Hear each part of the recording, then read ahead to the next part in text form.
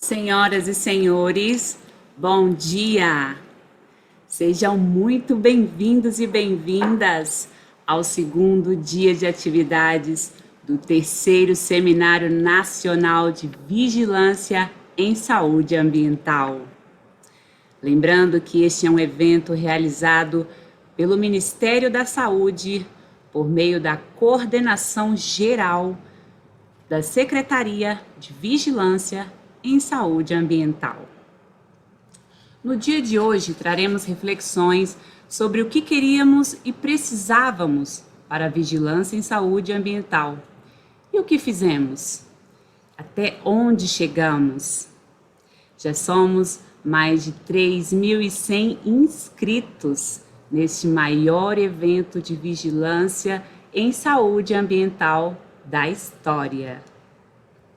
Antes de começarmos, temos alguns informes importantes. Informamos que todas as palestras e apresentações serão disponibilizadas em nossa plataforma ao final do evento. A plataforma tem um controle automatizado para garantir que vocês estejam participando do evento. E essa ação é importante para confirmar que você realmente esteja conosco. Por isso, ao entrar na plenária, 4 minutos depois você vai receber uma mensagem. Você está nos assistindo? Daí vai ter um timer em que você vai confirmar. Sim, estou assistindo. Para a gente garantir a sua participação aqui com a gente. Tudo bem? A mesma mensagem pode retornar de forma aleatória. Pode ser de hora em hora, pode ser em 40 minutos, em 5 minutos. Então, é bom ficar atento. Se você não responder essa mensagem, você estará automaticamente desconectado da plataforma, sendo necessário fazer o login novamente para se reconectar. Os certificados serão todos disponibilizados no site do evento. Portanto, é importante que você tenha a plataforma do aplicativo Zoom instalado no seu celular ou computador. Quem tiver com a conexão lenta pode ir em configurações no ícone que aparece no canto inferior do vídeo e reduzir a qualidade da imagem. Assim, vocês conseguem acessar os nossos conteúdos sem sobrecarregar a sua conexão e evitar as possíveis quedas. A gente disponibilizou também um vídeo explicativo ao final para que vocês possam baixar tanto seus certificados quanto acessar a plataforma, o hot site do evento. Hoje, então, além das atividades da plenária, no turno da tarde, teremos as oficinas autogestionárias. São oficinas propostas realizadas pelas secretarias municipais, estaduais ou outros órgãos parceiros para debater os avanços e desafios da implantação da vigilância em saúde ambiental nos territórios. 5 oficinas autogestionárias foram selecionadas através do chamamento desta terceira edição do Seminário de Vigilância em Saúde Ambiental. Lembrando que toda a programação, tanto das oficinas quanto do seminário, está toda no site, no hot site do evento do seminário, ok? Agora convidamos Daniela Buozzi, diretora do Departamento de Saúde Ambiental, de Saúde do Trabalhador e Vigilância das Emergências em Saúde Pública do Ministério da Saúde, para fazer a fala de abertura deste segundo dia do seminário. Daniela possui graduação em Engenharia Florestal pela Universidade de Brasília, mestrado em Ciências Ambientais pela Universidade de Brasília e doutorado em Saúde Coletiva pela Universidade Federal do Rio de Janeiro. Tem mais de 20 anos de experiência na área de saúde pública, atuando principalmente nos seguintes temas: vigilância em saúde, saúde e meio ambiente, avaliação de risco à saúde, saúde e saneamento, Gestão de emergência em saúde pública e resíduos perigosos. Com a palavra, então, Daniela Buozzi. Bom dia. É um prazer estar aqui com vocês hoje, começando essa nossa jornada, né, do terceiro seminário de vigilância em saúde ambiental. Quero começar a minha fala, né, agradecendo aos mais de 3.000 inscritos que tiveram o interesse, né, e observaram a importância desse nosso evento e que estão se juntando a nós, né, nesses 3 dias de discussão, de reflexão, né, nesses tempos tão desafiadores. Precisamos saber, né, tudo que já fizemos até aqui, fizemos muito, tudo o que deixamos de fazer e por que deixamos, né, e onde nós queremos chegar e em que tempo. Então, discutir esse momento da vigilância em saúde ambiental é extremamente importante, né? Por tudo que a gente tem observado, eu acho que a pandemia nos trouxe uma complexidade muito grande, mas também nos trouxe a refletir, né, de todos os nossos processos de viver no território, né? Desde o momento que a gente nasce, como é que a gente vive, consome, trabalha e morre em cada um dos territórios em que a gente vive, né? E como é que essa relação se dá nos determinantes, né, da nossa saúde e da nossa qualidade de vida. Eu quero fazer aqui um agradecimento muito especial, né, a Thaís Cavendish, a Yara Ervilha, que são as coordenadoras, né, a gente tem aí uma dupla de coordenadoras, de mulheres extremamente fortes, determinadas, e que eu quero homenageá-las, né, trazer todo o meu carinho às duas, porque foram os nossos últimos 2, 3 anos aqui no departamento, foram de inúmeros desafios de todo tipo que vocês puderem imaginar, e todo o tempo eu acho que a equipe, a área, né, ficou engajada, nos apoiou aqui como gestão durante todo esse tempo, e eu quero fazer, então, o meu agradecimento, minha gratidão a essa dupla, né, de gestoras que nós temos na vigilância em saúde ambiental, com toda a sensibilidade, com todo o carinho, com toda a delicadeza que elas têm para poder tocar essa área. E quero fazer também um agradecimento muito especial à Camilinha, no nome dela, agradecer a todos os profissionais da CGVAM, não só pela organização desse belíssimo evento que vocês vão ter a oportunidade de desfrutar a partir de agora, mas também por todo esse trabalho que fizeram, né, ao longo dos mais de 20 anos da vigilância em saúde ambiental. Essa é uma das áreas, né, eu sou suspeita para falar, porque é uma das áreas que eu tenho um carinho extremamente grande, né? Eu começo a minha trajetória profissional por essa área há 22 anos atrás, e uma área que eu vi crescer e florescer ao longo desses últimos 20 anos. Eu acho que a gente cresceu e transformou, né, tudo aquilo que a gente tinha de informação em políticas públicas, né? Tivemos a oportunidade ontem de ver as experiências dos estados e dos municípios na execução da vigilância em saúde ambiental e a gente observar como isso realmente tem acontecido de uma maneira brilhante nos territórios. Então, com essa fala, eu agradeço também especialmente a cada um dos profissionais da vigilância em saúde ambiental, dos municípios, dos estados, e que mais do que nunca, né, a gente tem mostrado para a população o quanto o SUS é importante, o quanto o SUS é forte, o quanto o SUS é resiliente e o quanto a gente tem, oferece e ainda tem a oferecer de qualidade de vida, né, para a nossa população. Então, eu vou dar início, né,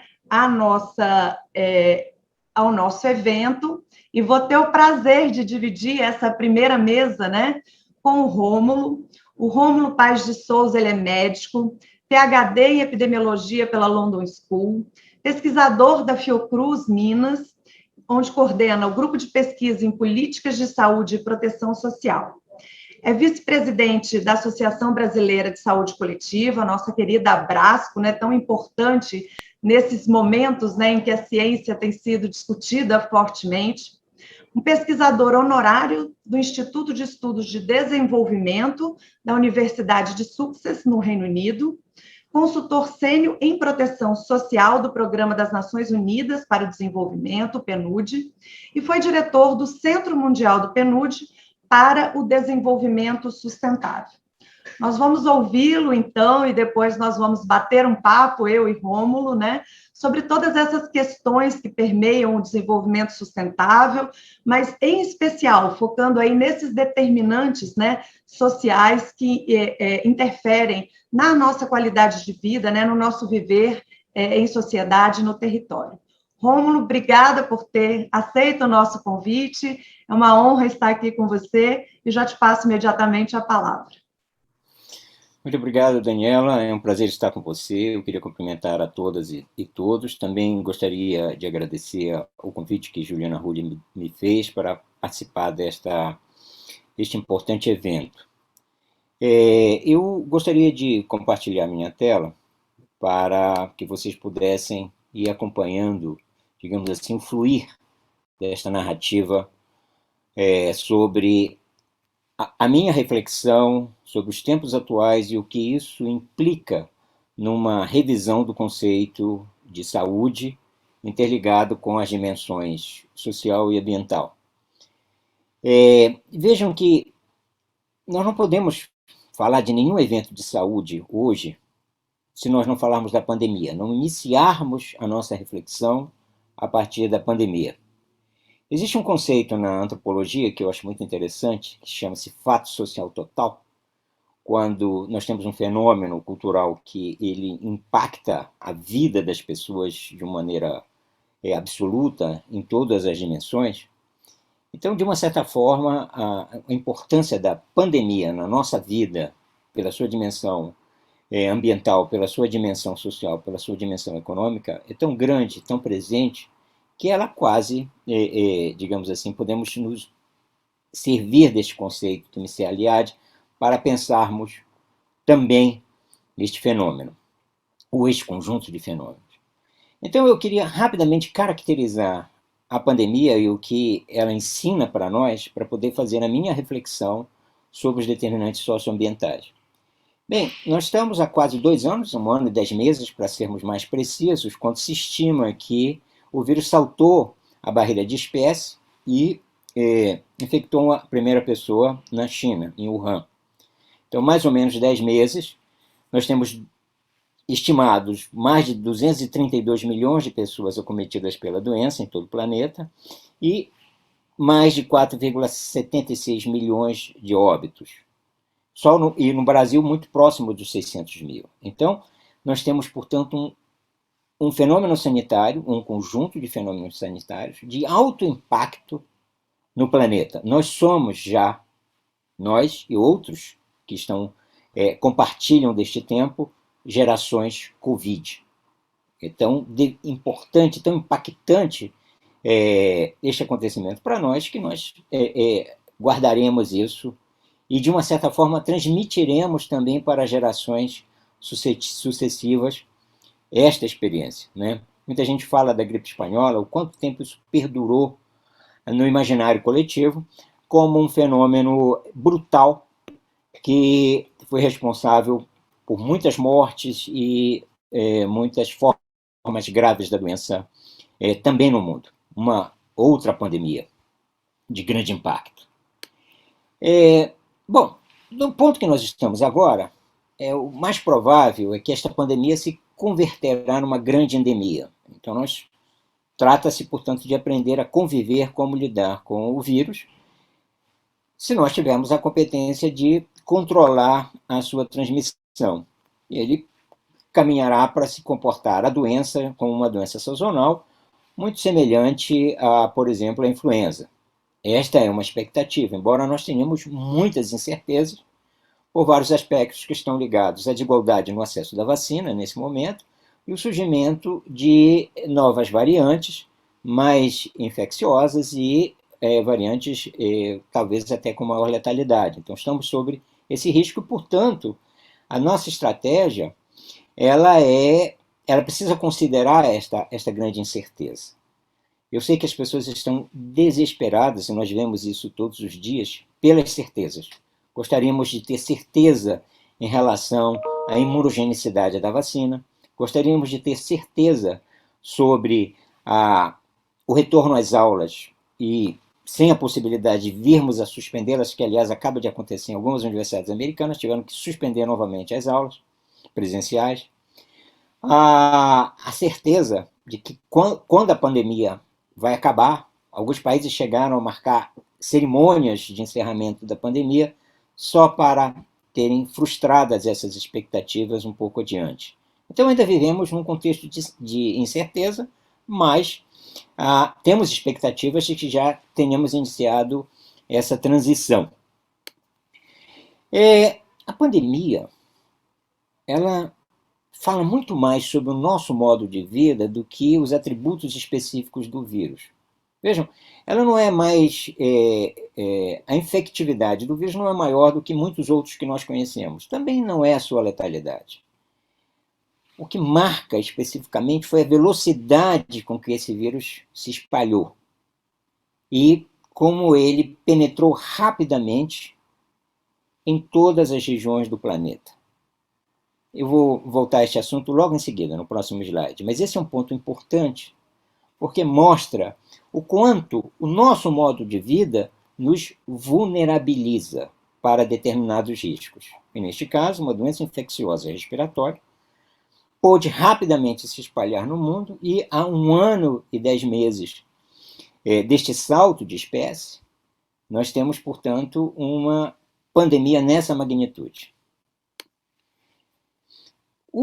Aprendemos também com a pandemia que o grande adensamento tecnológico, ou seja, a grande competência instalada nos sistemas de saúde, não é o bastante para nos proteger de determinados riscos. Vejam que se nós olharmos no ano passado, os principais países que concentram maior competência sanitária fracassaram no enfrentamento da pandemia, com raras exceções. Os Estados Unidos, aquele que mais dispõe de meios para enfrentar uma emergência sanitária, fracassou rotundamente. Reino Unido também, no primeiro momento. Outros países, França, Itália, imaginem a Europa. A Europa, o continente que mais concentra capacidades para o enfrentamento desse tipo de situação. Sistemas de saúde robustos, pessoal qualificado, um sistema rodoferroviário que interliga todo o continente, população altamente escolarizada, com alto nível de renda, com baixos níveis de desigualdade se comparados com as outras regiões do planeta, e mesmo assim, um grande fracasso com raras exceções. O que nos ensina o seguinte: só ter competência instalada não basta. É preciso saber usá-la. É preciso saber mobilizar essas competências de forma adequada e no tempo certo, para que a gente tenha respostas satisfatórias no enfrentamento de um problema, e nesse caso um problema complexo. Lembrem-se sempre o seguinte: para problemas complexos não há respostas simples. Exigem respostas no mesmo grau de complexidade que a gente consiga enfrentar esse problema. O uso intensivo e pouco racional dos recursos naturais produz riscos novos ou implica na permanência de riscos. De uma certa forma, esse salto de espécie que aconteceu é um salto de espécie que está o tempo todo presente na nossa vida, na medida em que nós passamos a ter, digamos assim, utilizar animais silvestres na nossa dieta. E fazemos isso por razões diversas, não apenas no sentido alimentar, mas também, às vezes, numa situação até religiosa. Isso pode vir a acontecer e, novamente, nós podemos nos deparar com situações também muito semelhantes. Então, vejam que este uso pouco racional nos traz novos riscos e nos traz possibilidades de manutenção de riscos já conhecidos. Continuamos apostando na inovação tecnológica em detrimento da revisão dos nossos comportamentos. Vejam que nessa questão ambiental, por exemplo, isso aparece com muita frequência. Se busca uma solução da tecnologia, já que temos mais dificuldades em convencer as pessoas de mudar, por exemplo, seu padrão de consumo ou seu padrão de produção de bens. Então, o que acontece?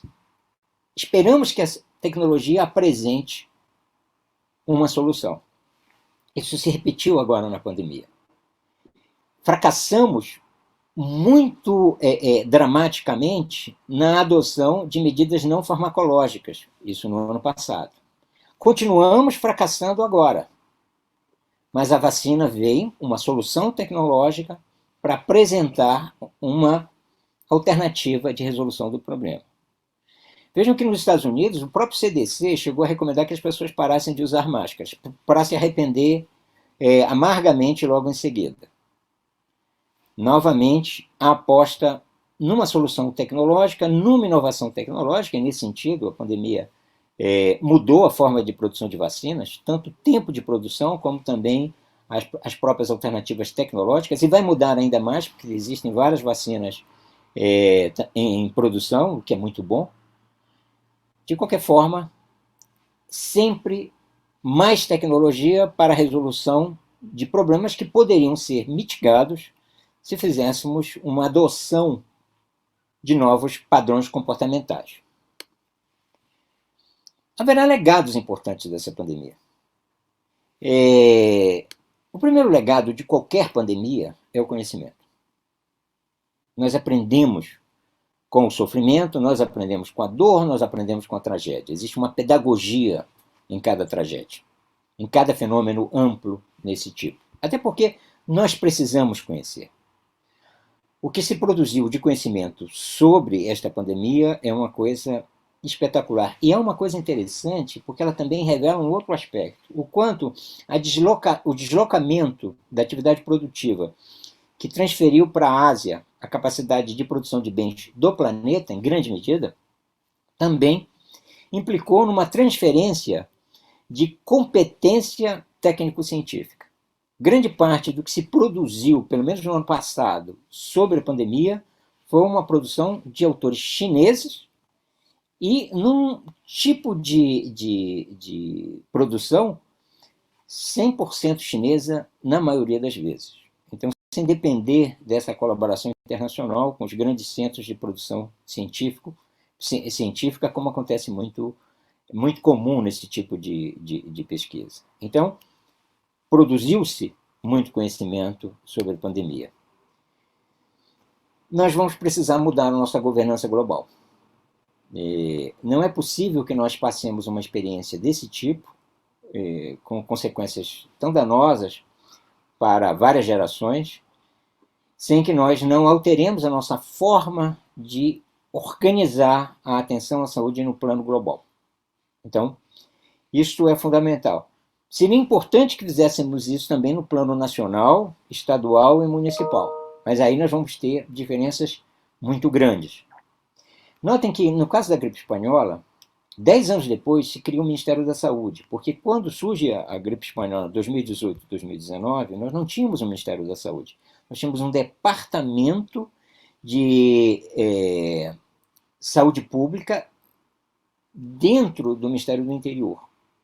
Somente o Ministério da Saúde ele vai ser criado 11 anos depois, para ser mais preciso, mas também como resposta à gripe espanhola, a necessidade de termos uma estrutura dentro do aparelho de Estado devidamente voltado para a saúde pública. Nós aprendemos muito sobre prevenção. Embora haja um grande enfrentamento político e ideológico em relação às alternativas de prevenção, tanto no que envolve o negacionismo, fake news e etc., todos esses fenômenos que todo mundo tem observado, mas de qualquer forma, nós conhecemos hoje, temos um acúmulo científico sobre o que é que funciona e o que é que não funciona em relação a essas medidas. Tem um conceito que eu acho interessante, chama-se teatro da pandemia, que vem a ser o seguinte: um conjunto de medidas que sugerem que nós estamos sendo efetivos no combate à, por exemplo, circulação do vírus, mas elas se mostraram não consistentes nos vários estudos científicos.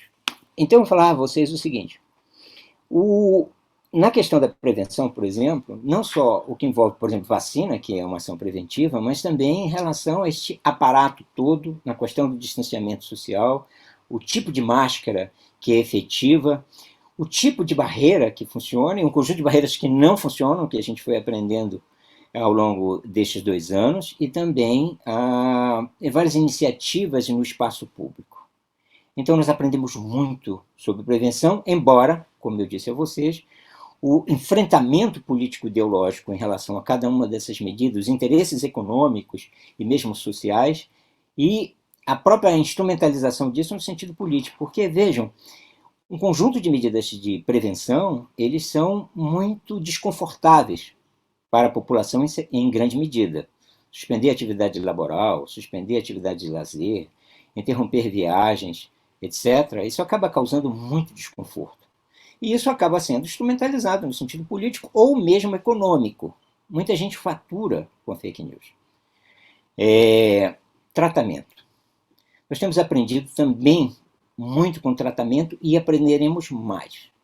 Até porque um dos aspectos da Covid é a permanência de um conjunto de sinais e sintomas, aquilo que se está chamando de Covid longa, ou a permanência da Covid por um prazo muito maior, e também sobre doenças no qual a Covid funciona como gatilho. E, por fim, sobre a recuperação, e um pouco desse novo capítulo. A Universidade Federal Fluminense inaugurou uma unidade hospitalar para a Covid longa. Isto é importante porque nós não estimamos ainda quantas pessoas necessitarão de cuidado ligado a este fenômeno. Então, este é o contexto da Covid, dito isso de uma forma muito rápida e tentando destacar alguns aspectos que me são importantes nessa reflexão que eu gostaria de fazer com vocês. Me preocupa é que todos esses itens a qual eu me referi também indicam a manutenção de padrões de desigualdade no mundo para o acesso aos meios para se prevenir e também para que possamos nos tratar desta doença. Vejam que em relação às vacinas, por exemplo, o continente africano, até agora, só conseguiu vacinar 4% da sua população. A Organização Mundial de Saúde havia estabelecido uma meta de 10% para o final deste mês. Estamos longe de chegar a esse patamar, e alguns países sequer iniciaram os seus programas de imunização para o enfrentamento da doença. Então, a desigualdade, novamente, e a desigualdade pelo acesso à tecnologia, ele novamente emerge neste momento de grande enfrentamento de uma doença no mundo. Isto é um pouco voltando àquela questão. Isso é um mapa de voos do dia 24 de setembro, dia 22 a 28 de agosto. Esse é um mapa de voos no mundo. Observem esse grande fluxo que vai dos Estados Unidos, passa pela Europa e chega até a China. China e Japão. E este mapa ele é tão, digamos assim, eloquente que nós podemos refletir várias coisas em relação a isso. Nós podemos refletir, por exemplo, sobre a distribuição de riqueza no mundo. Podemos refletir sobre a atividade econômica na produção de bens e serviços no mundo. Nós podemos refletir sobre o grau de integração de economias e de integração social no mundo. E podemos também refletir sobre a possibilidade do espalhamento de vírus, bactérias e, portanto, das doenças infecciosas na velocidade que eles se espalham no mundo. Então, este mapa ele explica muito a própria circulação do vírus, já que ele viajou por via aérea e se espalhou pelas estradas e pelos barcos. No caso do Brasil, ele chega justamente pela região costeira e se interioriza pelo rio Amazonas e pelas estradas. Uma história conhecida para nós.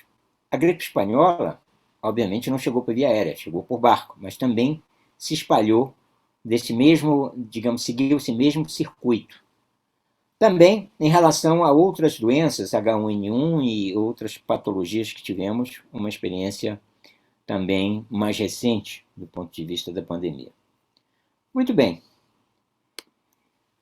A grande questão, então, portanto, é não apenas tratar das doenças, mas, sobretudo, quando nós estamos falando de meio ambiente ou de saúde mental, nós estamos falando dos riscos, porque nós sabemos que para cada fatores de riscos aqui envolvidos, nós podemos ter várias patologias que estão associadas. E no caso ambiental, nós podemos ter um impacto muito grande sobre um conjunto de doenças. Este é um gráfico clássico, imagino que todos vocês conheçam, onde se fala da transição dos riscos. E ele sugere, portanto, uma transição também do padrão epidemiológico que nós vamos observar como consequência da exposição a esse tipo de risco. E também haverá uma transição para os serviços de saúde na medida que nós precisaremos responder a essas demandas. Então, passamos dos riscos tradicionais para os riscos modernos. E os riscos tradicionais ligados a o que, por exemplo, Tony McMichael, eu vou usar alguns artigos dele em seguida, falava das doenças carenciais. E vamos para as doenças do excesso. Essa é uma coisa curiosa. No Brasil, nós nunca observamos na rua tanta gente obesa e tanta gente bombada ao mesmo tempo. Tantas pessoas tão fortemente condicionadas, enormes, grandes, parrudos, e ao mesmo tempo pessoas também obesas. E nós estamos ligando, isso está ligado ao excesso nas duas formas, tanto no excesso no sentido de ingestão de calorias, quanto no excesso no sentido de atividade física, ou até o mesmo também de outros componentes para facilitar essa expansão muscular. Então notem que, dentre as principais atividades, fatores que estão associados a esse padrão epidemiológico, é o consumo de tabaco, a questão da qualidade do ar, os riscos ocupacionais, a questão da ingestão de calorias e a inatividade física, porque houve uma mudança também nos meios de transporte. Mas essa questão, e aí eu volto novamente ao exemplo da China, ela pode ser muito mais ampla. Notem, por exemplo, uma grande preocupação na China é justamente com a poluição do solo, em função desta atividade industrial intensiva no país, e muitas plantas de produção de bens foram substituídas, aquelas indústrias desaparecem, cedem lugar para áreas habitacionais, cidades que surgem rapidamente, e sem haver um cuidado de verificar a quantidade de poluentes que estão naquele subsolo em função da atividade industrial precedente. E aí o surgimento muito grande de casos de câncer, e aí diversos tipos, em vários lugares, e começa a se observar uma associação espacial entre as antigos locais de atividade industrial que foram substituídos por residências. Então, esta transferência, portanto, da atividade produtiva para a Ásia, sobretudo para a China, esta transferência de riqueza, que adveio desse aumento da capacidade produtiva, e essa transferência de conhecimento que foi necessária para constituir esses empreendimentos, implicou também transferências de risco.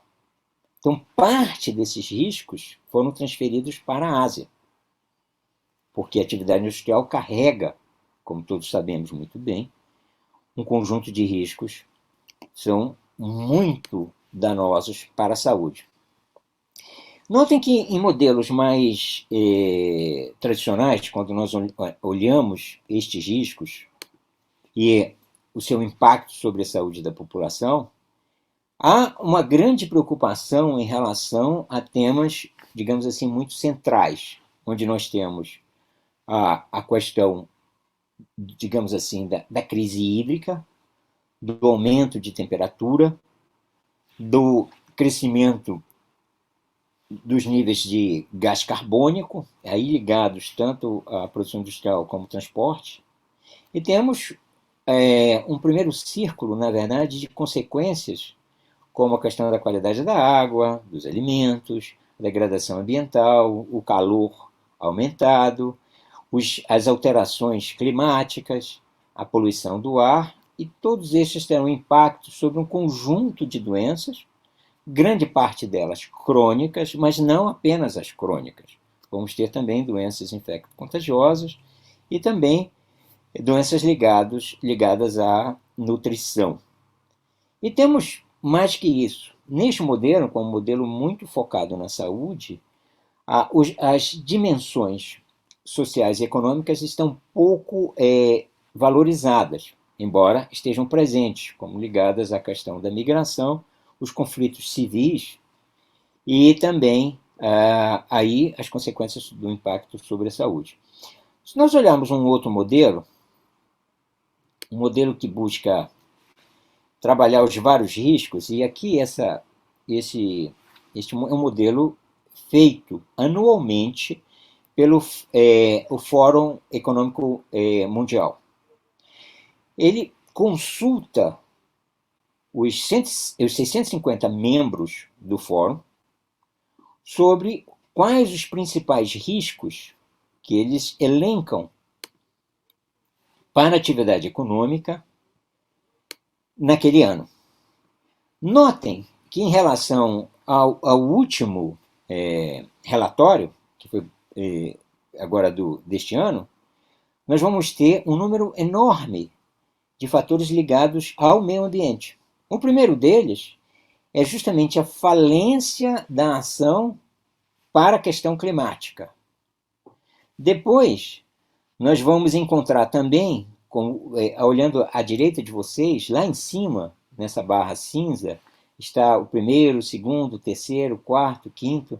Vejam a quantidade de temas entre os 10 principais que estão ligados à questão ambiental, como o quinto, a perda da biodiversidade, a nona é o dano ambiental provocado pela população humana, e também na outra ponta do lado esquerdo, sobre a questão climática. E aí, portanto, a variação dos eventos climáticos de uma forma extremada. Aqui embaixo, esse conjunto de fios que estão aqui interligados, eles mostram justamente a associação entre cada um desses grandes riscos aos outros riscos que estão em volta. E eles vão ser ou temas ligados à dimensão mais econômica, estrito senso, ou à dimensão social. Então, de uma certa forma, a percepção dos principais investidores no mundo hoje está muito atenta à questão ambiental. A minha pergunta em relação a por que este relatório, em que em geral valoriza alguns desses temas, a questão climática está sempre presente, a biodiversidade também, mas por que elas ganharam essa proeminência? É a percepção de que nós temos temas adiados. E esses temas estão adiados por razões econômicas. Notem, por exemplo, que muitos de quem produz imagina que vai perder competitividade se não enfrentar os seus concorrentes no pé de igualdade. Então, portanto, ele não teria interesse em alterar a sua lógica de produção, porque os concorrentes não estão fazendo isso. Então, este processo de transição, o custo dessa transição, ele vai sendo adiado até que isso se torne imperioso, se torne obrigatório. A antecipação dessa mudança da atividade econômica implicaria uma percepção de que isso é estratégico para o futuro e que quem sair na frente vai estar melhor posicionado para disputar os mercados futuros. Infelizmente, em muitos países isso ainda é muito pouco percebido. É o caso do Brasil. O Brasil fez uma revolução agrícola muito bem sucedida e precisa fazer uma segunda revolução agrícola para uma produção sustentável na atividade agrícola, já que esse é um dos nossos esteios da nossa atividade econômica. Então, tanto a nossa atividade agrícola quanto a nossa atividade da pecuária, elas precisam passar por essa nova etapa de reinvenção para se reposicionar no mercado de trabalho, mercado global, perdão, inclusive porque os mercados mais exigentes já impedem que muitos desses produtos cheguem aos seus centros por não terem, digamos assim, a preocupação com políticas sustentáveis como esses mercados mais exigentes colocam. Eu me lembro que eu cheguei a participar de alguns debates, alguns anos atrás no Brasil, com o setor produtivo, principalmente da agricultura, e a grande preocupação deles é que achavam que essas medidas, que, por exemplo, na Europa, eram medidas de proteção do mercado interno. Em parte, sim. Mas é muito positivo quando a determinação disto está fundamentada em políticas sustentáveis. Isso torna o uso dos recursos naturais e os impactos sobre a saúde torna uma produção muito melhor. Então, o Brasil precisa abraçar esta agenda da sustentabilidade na produção e no consumo de bens e serviços. Timidez. Eu falava ao Tony McMichael há pouco, ele morreu em 2014, foi um grande epidemiologista australiano, tive a sorte de ter sido aluno dele.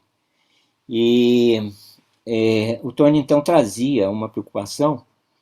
Este é um dos últimos artigos que ele publicou, de 2013, onde ele observa o seguinte: quando nós observamos as mudanças globais e a questão da globalização, a atividade econômica é um polo decisivo, porque justamente tanto a questão do uso dos recursos naturais quanto a organização do mercado do trabalho, ele tem um impacto enorme sobre as outras dimensões das nossas vidas. E estão interligados às mudanças demográficas. Nós temos uma população que se envelhece, nós temos uma população que aumenta a sua mobilidade, nós temos uma mudança na dinâmica familiar, o que faz com que parte do cuidado dos idosos seja progressivamente institucionalizado, onde as famílias vão se desobrigando desse tipo de coisa.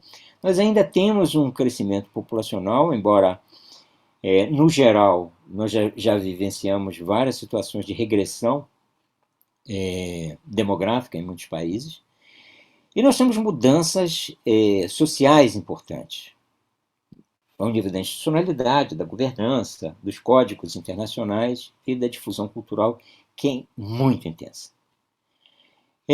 Isto provoca uma mudança sistêmica em larga escala no meio ambiente, que envolve uma degradação do solo e da água, uma perda desses recursos naturais, uma perturbação nos ecossistemas, tanto marinhos quanto terrestres, e também uma ruptura no nosso sistema biogeofísico, que é a forma com que o Tony definia esse conjunto de sistemas que nos cerca.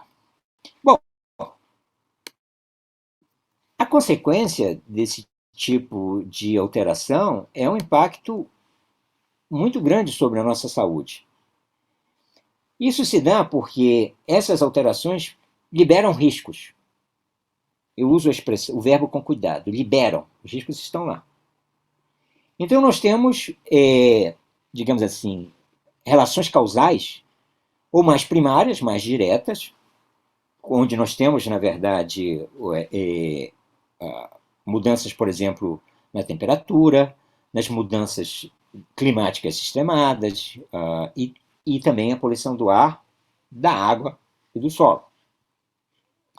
Nós temos aspectos mais secundários, onde nós vamos observar, digamos assim, de uma forma menos direta, esses efeitos potencialmente de grande risco para a saúde, e que está ligada principalmente a essas mudanças biofísicas e ecológicas, e que vão alterar a dinâmica de sobrevivência das várias espécies que compartilham aquele espaço. Por fim, nós vamos ter os riscos terciários, que eles produzem efeitos mais difusos, mas que estão ligados à doença mental, a essas alterações sociais que são muito graves e que implicam não apenas conflitos, mas grandes mobilidades populacionais e todas as consequências para a saúde que envolvem esse tipo de atividade humana. E, como consequência, disputas. Disputas sociais, disputas políticas envolvendo nesse tipo de coisa. Eu já vi alguns estudos que indicam, inclusive, quem vai ganhar, por exemplo, com a crise hídrica, ou quem vai ganhar com a alteração de temperatura, dependendo de onde se está situado, dependendo da biodiversidade, dependendo da cobertura vegetal. Quem é disponível, quem serão, digamos assim, os sortudos das crises. Porque a crise ela não se dá na mesma extensão, na mesma profundidade para todo mundo. Há também uma grande desigualdade no sofrimento. Então, a grande questão, e este é um modelo muito novo e de um discípulo do Tony, que é o Martin McKee, que também foi meu professor, onde o Martin procura trazer para o período atual uma visão dos determinantes da saúde no século XXI. Então, o que ele está chamando a atenção? Interessante que o ponto de partida dele são grandes fenômenos planetários. Olhem, por exemplo, em cima, que ele fala em atividade vulcânica, e aliás, nada muito mais ilustrativo do que essas erupções nas Ilhas Canárias, ou potenciais impactos de asteroides, ou tsunamis, terremotos, ou tempestades geomagnéticas, e embaixo também, e aí nós estamos falando lá em cima dos naturais, e aqui estamos falando daqueles que é consequência da atividade humana, como aquecimento global, a questão da destruição das florestas, o lixo tóxico, a perda de diversidade. E tem dois vetores. Um vetor que nos leva às doenças e um vetor que nos leva à saúde. E que eu acho isso mais interessante desse modelo do Martin, que vem a ser justamente vetores em direções opostas, nos levando, no caso da saúde, a seguridade e a paz, a água limpa, água e ar limpos, né? O consumo de alimentos seguros e nutritivos, a habitabilidade, educação e outros temas. E, no lado oposto, o conflito, o terrorismo, a poluição, a insegurança alimentar, a ausência de domicílios adequados. Então, vetores antagônicos e que nos cobram tanto a produção de políticas que nos levem na direção da saúde, quanto a supressão ou mitigação dos vetores que nos levam à doença. E no centro disso, nós temos justamente a biosfera e aqui essa dimensão, onde nós temos o homem, os animais, as plantas e aqueles micro-organismos que compartilham esse espaço e esse tempo. Então, essa ideia de que nós temos que ter uma saúde em todos os níveis é recuperado neste conceito e muito importante que seja feito agora, em tempos de pandemia. Bom, para concluir, apenas alertando a vocês o seguinte: nós temos desafios postos. Um deles é econômico. Nós já tínhamos uma performance econômica muito limitada antes da pandemia, se agravou na pandemia, e nós temos temos feito revisões, essa é a última do FMI, vamos ter uma nova agora, indicando uma atividade econômica que se recupera com muita dificuldade ainda. O ponto de partida era muito ruim, que nós tivemos uma contração no ano passado, mas as expectativas são muito complexas. Isso implica não apenas uma dificuldade em termos de renda da população, mas também da capacidade de investimento e, portanto, um estreitamento do espaço fiscal. Então, isso nos coloca desafios muito grandes no plano individual, familiar, mas também, obviamente, institucional. Eu trouxe essa foto para mostrar um outro desafio também, que é uma espécie de naturalização de desastre. Vocês estão vendo essas fotos direto aparecendo sobre o interior de São Paulo, um pouco Minas Gerais, sobre essas grandes ondas, né, de poeira tomando conta da cidade. Eu moro em Belo Horizonte e um dia desse eu acordei e tive a sensação de que eu estava no Cairo, porque o céu do Cairo tem essa sensação assim de que você pode cortar com uma faca. A naturalização desse desastre é o seguinte: todo mundo está falando, porque a questão dos ventos, etc. Não está aparecendo uma questão fundamental. Só existe tanta terra nessa condição por causa do desmatamento.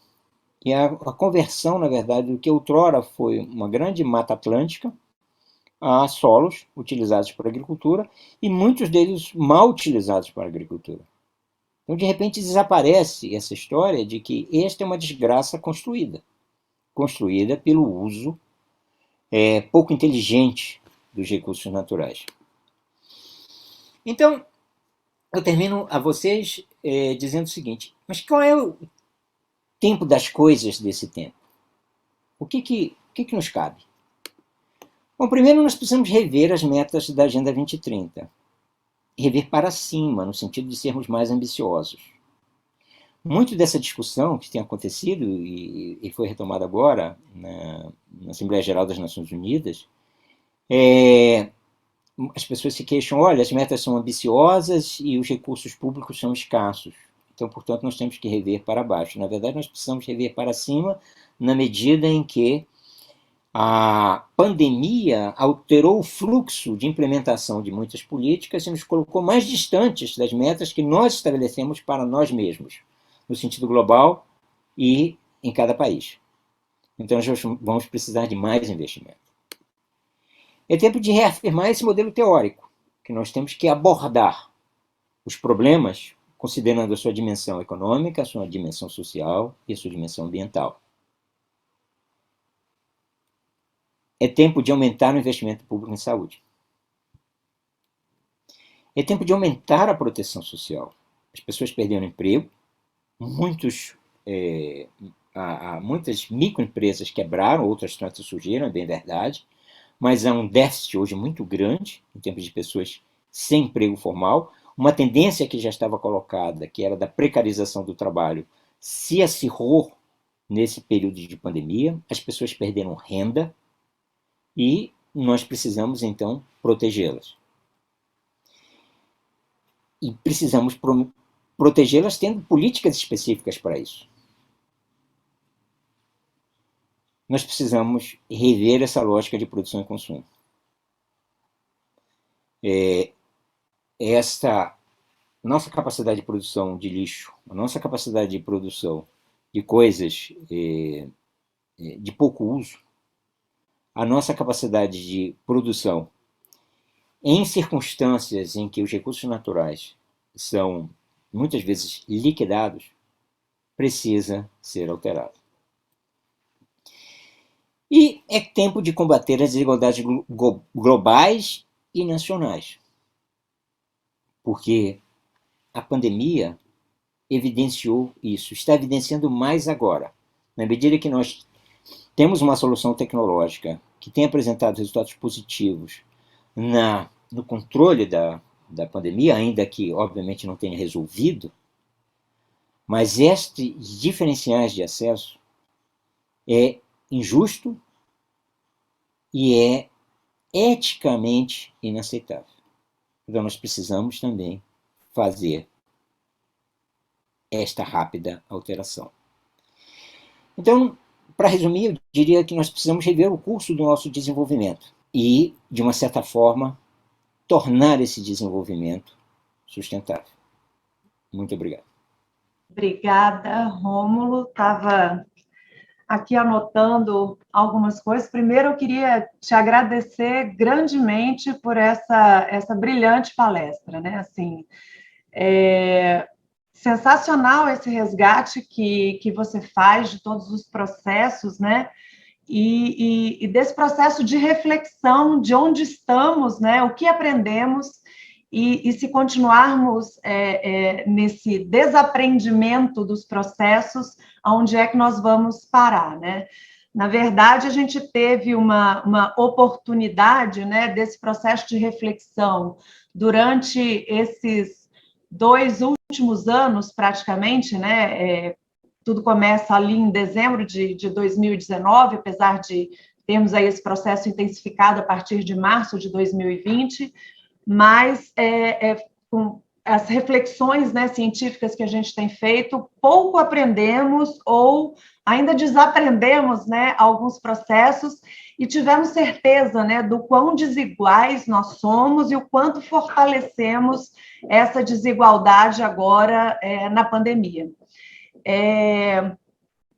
Uma das questões muito forte, né, que tem nos feito refletir aqui na nossa área, no departamento, enfim, somos um departamento de saúde ambiental do trabalhador e emergência em saúde pública, ou seja, temos aqui uma tríade perfeita, né, de todos os processos de marginalização da sociedade mais vulnerável, né?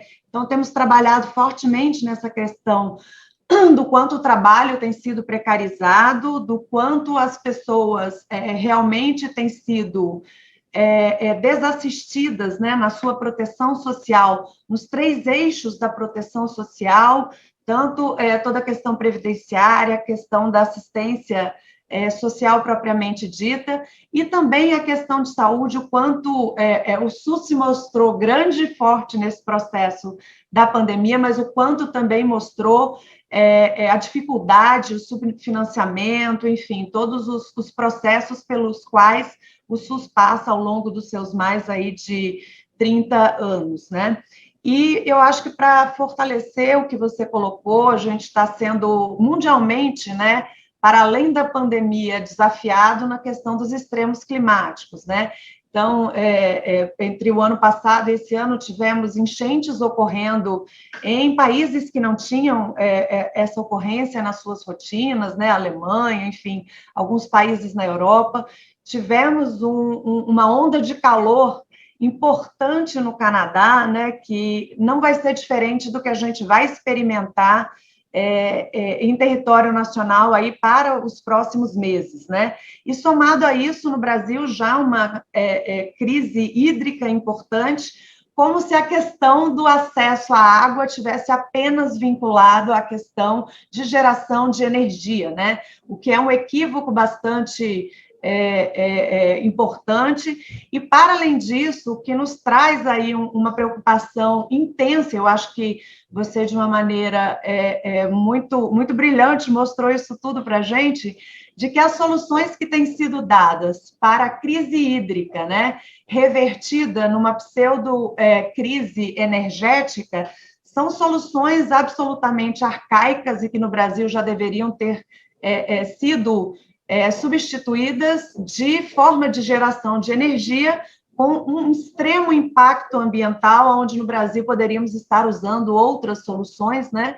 E que daqui a pouco a gente vai ver de novo, né, a desigualdade social e a vulnerabilidade da população, porque são sempre os mais pobres e os mais vulneráveis que ficam primeiro sem água de qualidade para o seu abastecimento e para a sua sustentação de vida, né, individual. Então, bastante desafiador isso tudo que você nos traz, mas eu gosto sempre de ver o copo meio cheio, né? Também aí uma janela de oportunidades para essa reflexão e para mostrar que as metas que poderiam, em outro tempo, serem metas, né, ousadas para a gente chegar nesse desenvolvimento sustentável, que elas estão absolutamente superadas, né? A partir do que a gente viu, e 2030 está bem ali, né? Depois de amanhã, e a gente precisa, sim, discutir isso com mais ousadia, discutir as nossas metas, né? À luz do que a humanidade mostrou ser, né? Num processo pandêmico, para que a gente consiga realmente alcançar um status melhor de coexistência nesse planeta. E aí, quando você traz essa visão da saúde única, né? O humano com o animal, com o ambiental, realmente a gente conseguir ter essa integração e interação de uma forma respeitável, né? E cada um dos eixos se entendendo e se respeitando. Eu tenho essa mesma visão que você trouxe da pandemia, né? Acho que, enfim, é bastante simplista a gente falar que temos processos pandêmicos de tempos em tempos que sejam de 100 em 100 anos, mas, na verdade, são processos evitáveis e são processos construídos pela nossa maneira, né, de viver, produzir e gerar resíduos no nosso território chamado planeta Terra, né? Então, quero te agradecer imensamente, Rômulo, foi realmente extremamente esclarecedor, engrandecedor. Eu acho que a gente abre o nosso seminário de uma maneira brilhante, né? Trazendo essa reflexão como um todo e trazendo para a centralidade deste processo a vigilância em saúde ambiental, que tem, né, na sua missão maior justamente ver esses fatores que são determinantes e condicionantes da nossa saúde neste planeta, né? No conviver bem, no viver bem e entender a qualidade de vida dentro do seu conceito mais amplo. Então, eu quero realmente te agradecer, dizer que, enfim, fiquei extremamente emocionada em alguns momentos da sua fala, trazendo e fazendo alguns resgates que nos levam realmente a essa reflexão interna de cada um de nós e todos nós na coletividade. E te devolvo a palavra para você fazer suas palavras finais. Daniela, muito obrigado. É sempre um prazer participar de um debate onde a gente nos cobre uma reflexão sobre, digamos assim, tantos desafios, né? Como organizar isso e tentar fazer um esforço de comunicação que possa contribuir com esse debate. Esta é uma mesa muito ilustre, depois vão ter o meu colega e amigo, Léo Heller, falando, ficaria aqui para assisti-lo, e os outros também, tem Paulo Saldiva, enfim, nós temos excelentes expositores que vão adensar esta conversa de hoje de manhã. Muito obrigado, foi um prazer estar aqui conversando com você e com todos que estão nos assistindo agora. Obrigada, Rômulo.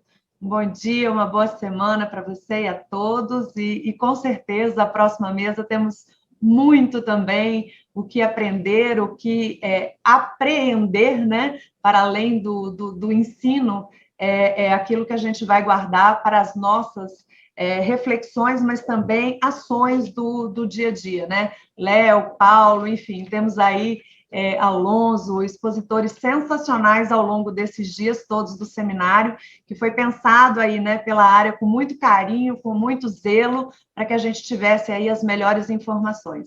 Então, muito obrigada, Rômulo. Paula, está com você. Agradecemos, portanto, a participação da doutora Daniela Bosi, doutor Rômulo Paz, nessa palestra magna de início dos trabalhos do segundo dia.